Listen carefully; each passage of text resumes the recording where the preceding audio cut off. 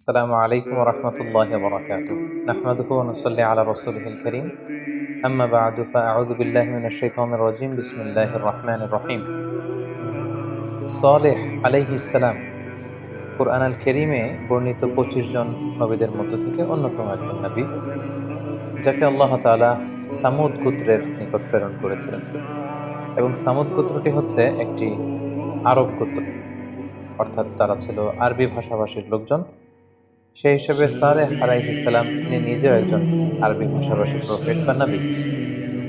সামুদ গোত্রের বসবাস ছিল হিজির এলাকায়, যেটা বর্তমান সময়ে সৌদি আরবের উত্তর দিক থেকে শুরু করে Northern side of the Saudi Arabia until the Jordan border, জর্ডানের বর্ডার পর্যন্ত এই লম্বা স্ট্রেচিং এরিয়াটা, পুরো এরিয়াটাতে দ্য এন্টার ভিসিনিটিতে এটাকে হিজির এলাকা বলে। এবং সেখানেই